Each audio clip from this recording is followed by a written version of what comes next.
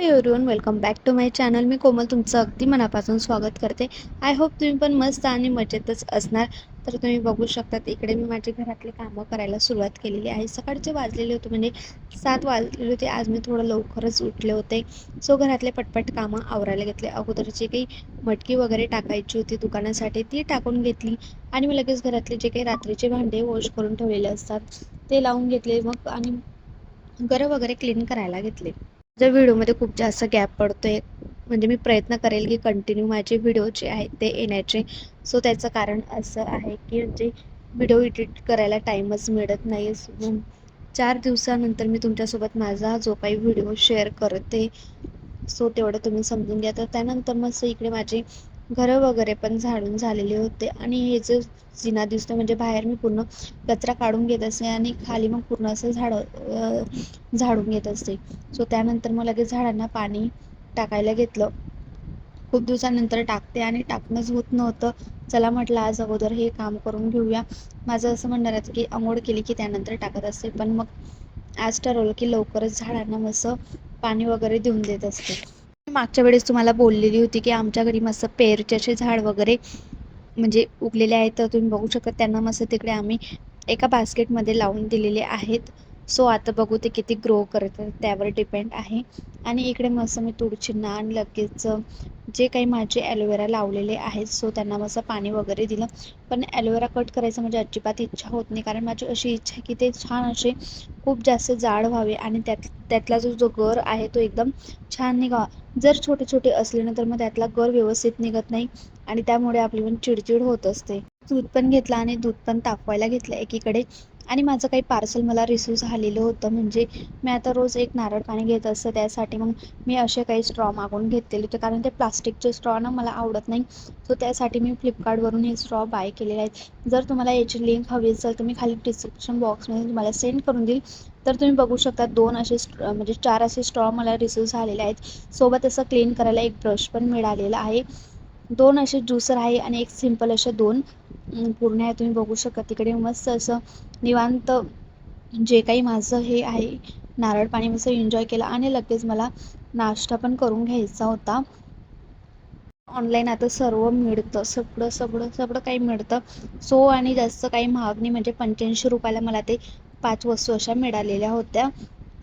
म्हटलं आपण पण ते एकदा नक्की घेऊन घेऊ, कारण ते जे प्लास्टिकचे असतं ना ते मला आवडत नाही आणि मग ते कधी कधी सापडतही नाही. हे कसं स्टीलचं राहिलं म्हणजे आपल्याला लगेच पण सापडतं आणि पण आपण जी काही आपली वस्तू असते म्हणजे आपण जी घेतलेली असते आपण ती व्यवस्थित पण ठेवत असतो.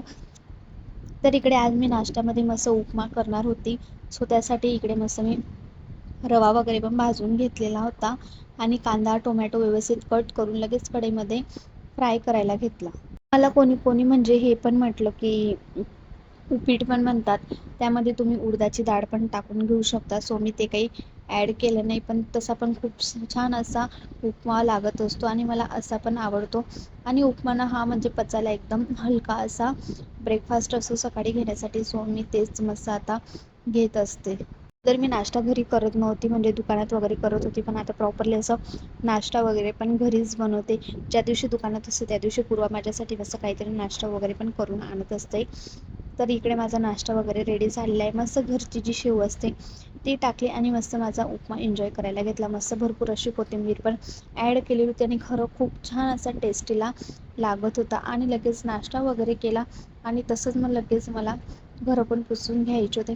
माझे पाय खूप जास्त दुखतात, म्हणजे ही जी आमची व्हाईट कलरची फरशी त्याने जे पाय माझे इकडे ओढले जातात त्यासाठी मस्त मी इकडे माझ्यासाठी बुटं वगैरे मी आणून घेतलेले आहेत. आणि आज काही मी एक्स्ट्राचे कपडे जे आहेत ते वॉश केलेले होते, म्हणजे स्वेटर काढले होते. आता थंडी तर नाही आहे, बऱ्यापैकी थंडी कमी झाली. सो त्यासाठी मग एक्स्ट्राचे मी स्वेटर वगैरे पण वॉश करायला काढले होते.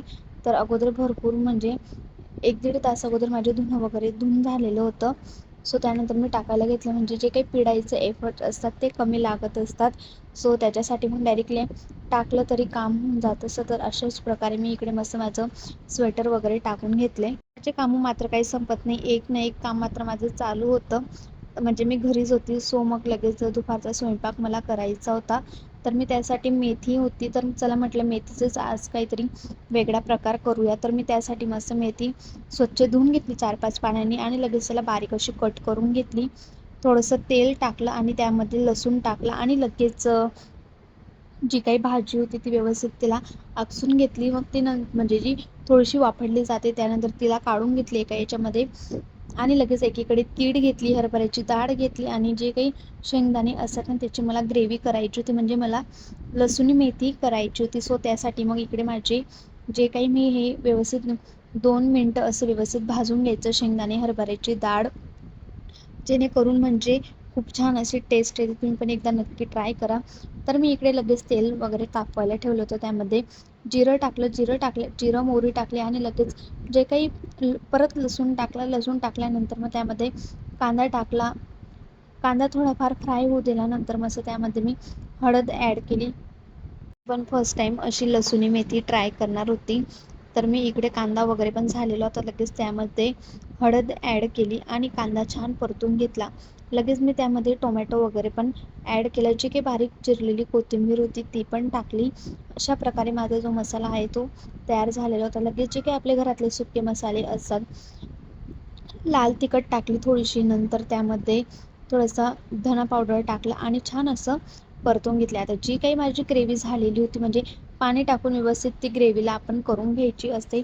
माझी भाजी थोडी होती म्हणून मी ग्रेव्ही पण थोड्याच प्रमाणात घेतलेली होती, तुम्ही बघू शकतात.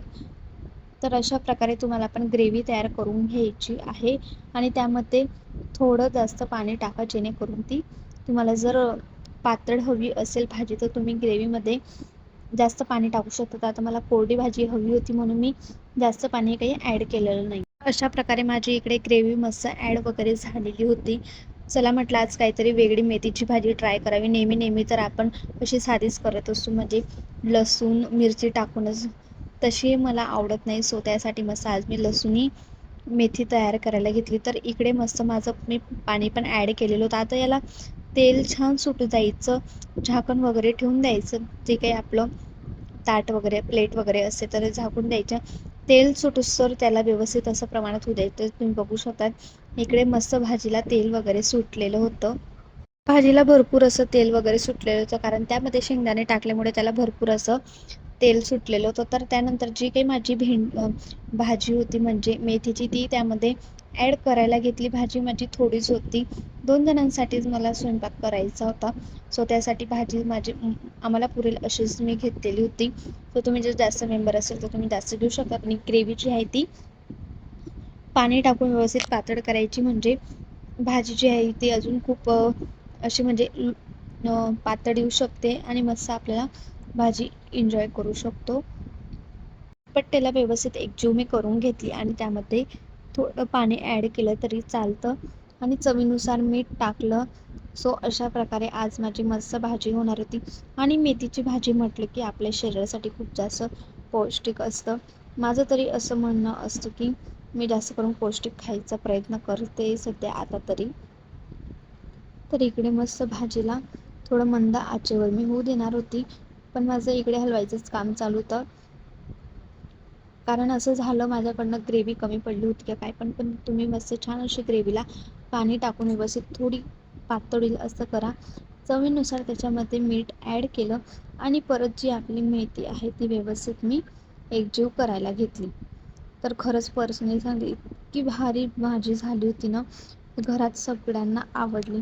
म्हणजे सगळ्यांनी थोडी थोडी खाल्ली, कारण मला वाटलं कोणी खाणार नाही, सो त्यासाठी मी 2 जणांपुरतीच केलेली होती. लगेच मी एकीकडे तडका करायला घेतला. त्यामध्ये तेल तापवायला ठेवलं. 1 पडी तेल टाकलं. जे काही आपल्या बाजारामध्ये मिळतात त्या सुकलेल्या मिरच्या लाल, सो त्या घेतल्या. त्यामध्ये थोडासा लसूण टाकला आणि मस्त असा तडका दिला भाजीला. सो म्हणून मी म्हटले की लसूणी तडका मी मेथीची भाजी केलेली होती.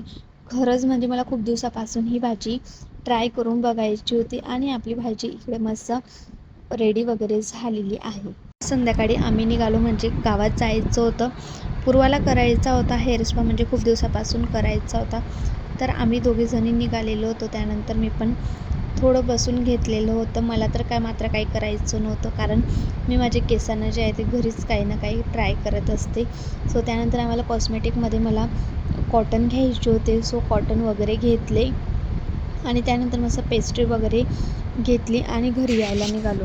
ते घरी आल्यानंतर मस्त फेस वॉश केला, मस्त जेवण वगैरे केलं आणि मी जे काही हे collagen mask bio collagen mask मागवलेलं होतं, फ्लिपकार्टवरून मागवलेलं होतं.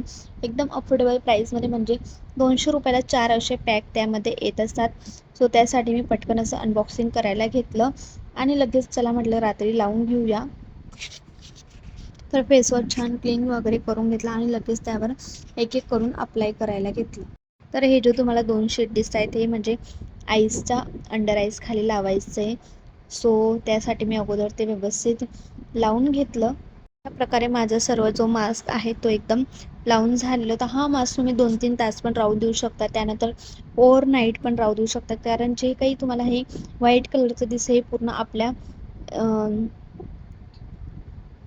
आपल्या फेसमध्ये पुन्हा ॲब्झॉर्ब होऊन जात असं तुम्ही बघू शकतात. खूप काही प्रमाणात माझ्या चेहऱ्यामध्ये ते एकदम छान असं ॲब्झॉर्ब होऊन गेलेलं होतं. त्यानंतर मी 3-4 तास राहू दिलं आणि लगेच काढायचं माझी मात्र घाई चालू होती. तुम्ही बघू शकतात माझ्या चेहऱ्यावर मस्त असं पूर्ण ते ॲब्झॉर्ब झालं होतं. मी लगेच काढायला घेतला आणि खरंच याचा इफेक्ट खूप छान होता, म्हणजे कोरियन ग्लाससारखा आपल्याला स्किन वाटायला लागते. सो आजचा व्हिडिओ तुम्हाला कसा वाटला नक्कीच कमेंट करून सांगा. चला भेटू आपण अशाच नवनवीन व्हिडिओसोबत. जर चॅनलवर नवीन असेल तर लाईक करा, शेअर करा आणि सबस्क्राईब करायला विसरू नका. लिंक मी तुम्हाला डिस्क्रिप्शन बॉक्समध्ये देऊन चलो बाय.